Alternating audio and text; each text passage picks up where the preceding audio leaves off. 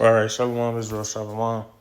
First and foremost, as always, I would love to give all praise, all honor, and all glory unto Yahweh, Bahashem, Yahweh Shai, Bahashem, Racha HaKodash. That will honor to the elders and apostles of the Great Millstone, whose thought is just 100% true. Shalom to the hopefully elect. Shalom to the Akim, pushing his truth and sincerity. And shalom to the sincere Aqua to me out there watching and learning. It's a brother call from the GMS Columbus camp. And this is just a lesson through the spirit. Really like a day or two ago, maybe yesterday, I was kind of conjuring up a lesson, just thinking about the world, man, and us having to move with a certain deal of wisdom because a lot of us, we deal with our women, and, you ready to crash out and act the ass because, maybe your shorty may have cheated or, she's doing things to antagonize you or whatever it may be, dealing with your woman, not understanding, or not realizing like, damn, I'm stooping to a lower level, man. And that's why I got that up there. Let me grab that real quick. Because, this is a big deal, man. Proverbs 31:3, it says, give not thy strength unto women, nor thy ways to that which destroyeth kings. And we are the kings, we are the rulers, man. We are, of the elect, man, Lord willing, and we don't need to stoop to a level as low as, wherever, a person may be trying to take you, we can't get caught up, feeling too deep about this place, and that's where the problem comes in because we become tied up in the ways of this world. All right. And it's not as if, we are of this world, as everyone else is, but, with our level of understanding, and the things that we've learned, according to the scriptures, it's hard for you not to get mad. It's hard for you not to want to apply everything that you've learned in the scriptures, so when things are not going in the manner that they're supposed to go, we come to a point where it's like, damn, now I'm pissed off. Now I want to beat you up, whoever it may be. It ain't just about your woman, it could be you at work, and there's a situation going on. It could be you with your family, and it could be a situation going on. You know what I'm saying? It's a lot of things, and it's not for us to go lose ourselves about, and that's why I did a precept of the day on this Ecclesiastes 1, just to get some more precepts, from brothers to do this lesson. But I wanted to go into the word vanity, because at the end of the day, everything in this life is vain. All right. So just real quick, just quick definition for vanity. It says vapor, breath, and in the Strong's it says emptiness or vanity. See, figuratively, something transitory and unsatisfactory. You see, so the things in this world is not too. It's not what I want to say, fixed to our satisfaction. All right, we have enough, to get us by. We have, through the Spirit, the Lord is going to give us what we need in order to make sure things are handled in a manner that it needs to be. All right, for us to stay on our toes. All right, and keep us afloat. But at the end of the day, this place wasn't made for us to flourish and have everything as we would like it to be. So there's no reason for us to go crazy and crash out about this place, man. So I'm going to start here in Ecclesiastes 1. All right, and these are the words of King Solomon. All right. So I'm going to start at the top, and I'm going to read down to I'll probably read down to verse 10. But starting at the top, it says, these are the words of the teacher, King David's son, who ruled in Jerusalem. This is my King Solomon. It says, I'm reading the NLT as well, Lord willing. Well, I'm gonna read the second verse in KJV, and then I'm gonna jump to NLT. It says, "Vanity of vanities, saith the preacher. Vanity of vanities, all is vanity." And we just went to that definition, man. Everything is empty. All right, I'm just gonna break it down. I'm reading NLT. It says, "Everything is meaningless," says the teacher. Completely meaningless. You see, it's completely meaningless, man. All right, the things in this world, man, they don't mean nothing, man. The only thing, and I got a preset that's gonna go right with that, Lord willing. But everything in this world, it doesn't mean nothing. All right, you and your pair of shoes, all right, that you saw somebody stepped on your all whites. Now you ready to punch dude out, whatever it may be. You know, it don't mean nothing, man. It don't mean nothing, man. All right.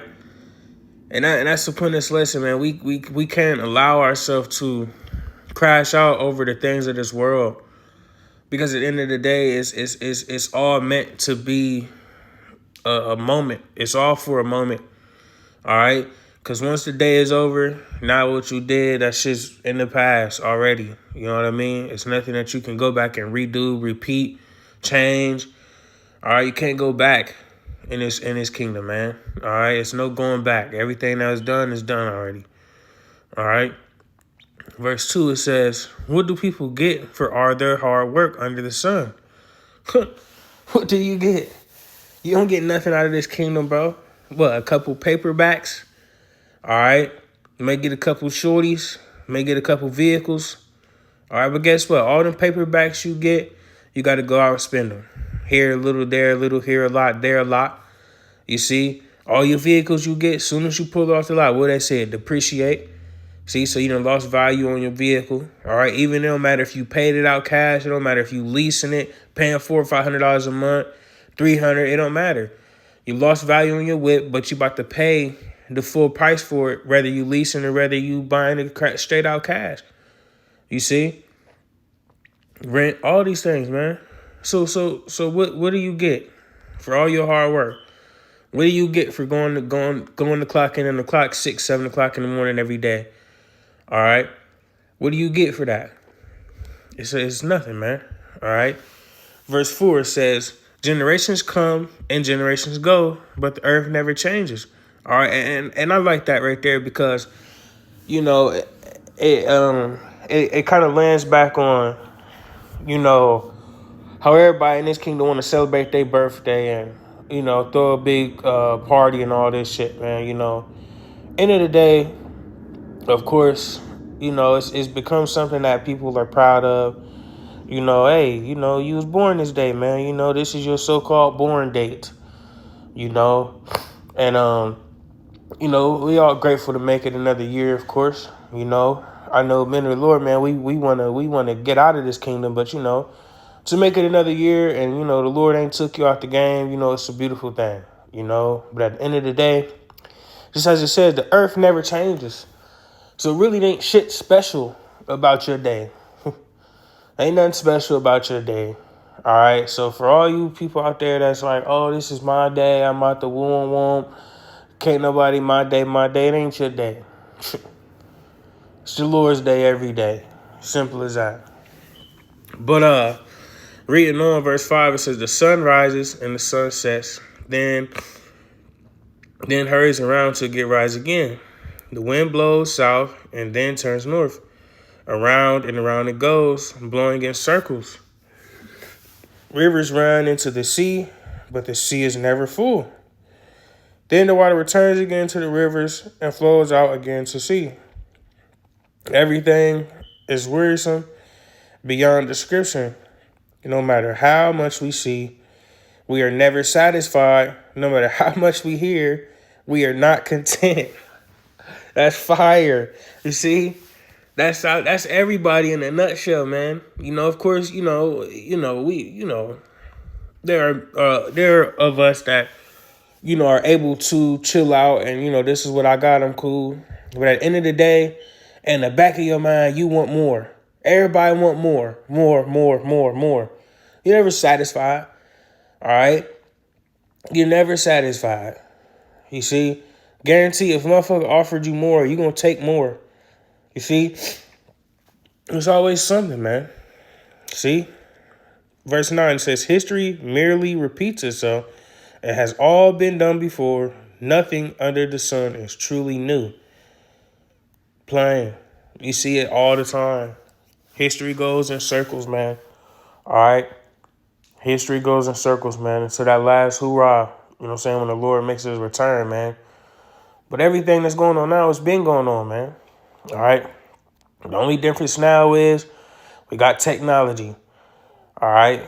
Everything's at a broader scale. But it all went on. All right? All this weird, woozy stuff that you see in this kingdom, all right, that's promoted, everything, it all has went on before, man. All right? Salaki. But it's all went on before, man. All right? Just in a different manner. But it's all the same things, man. All right? So, it's no reason for us to get, don't get your panties in a bunch, as they would say. It doesn't matter.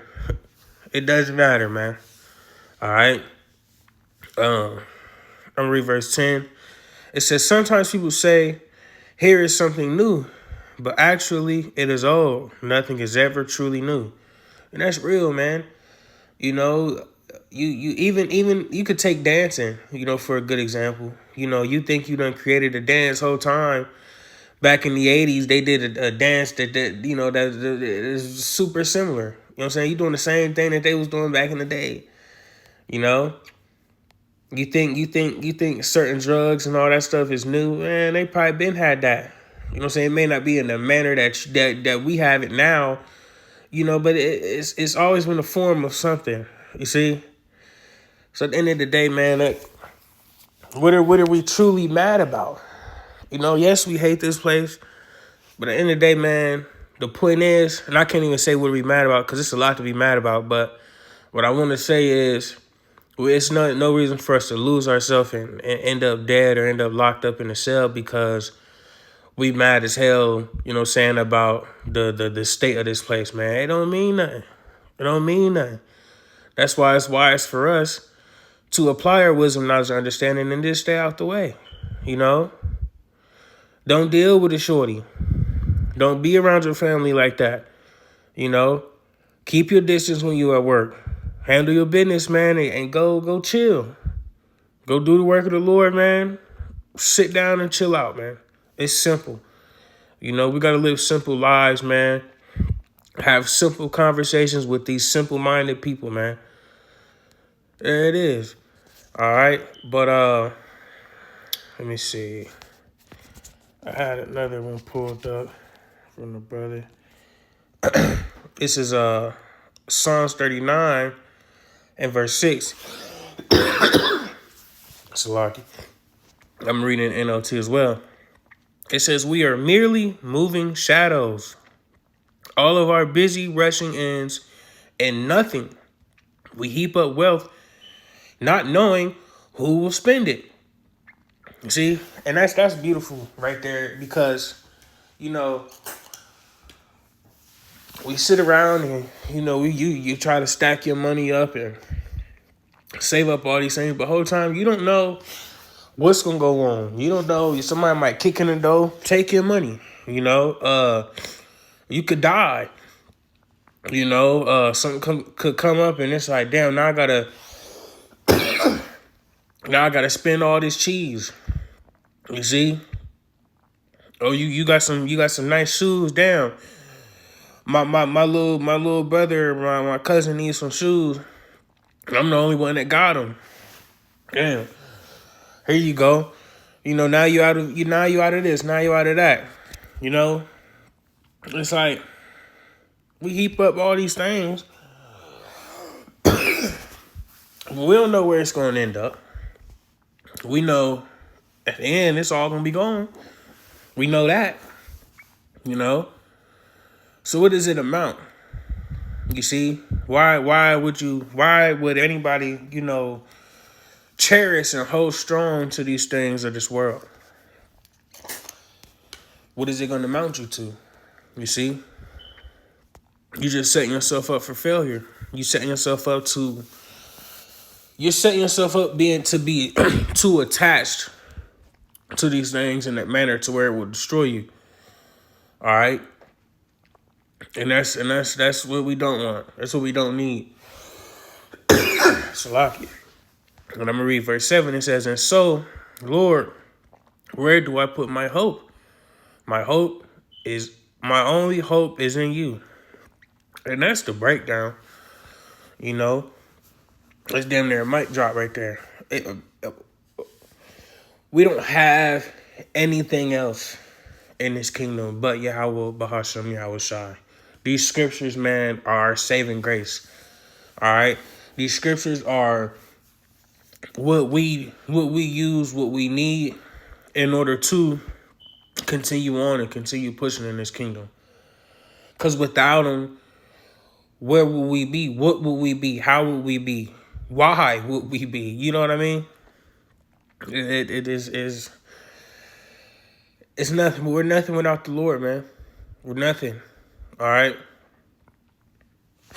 These bodies, you know, they're nothing. They're tainted. You know, like it don't take much. You know, these bodies are gone, man. You know, it's all through the Spirit, man. You know, and we got to take heed to that in our day-to-day lives. You know, and not find ourselves caught up in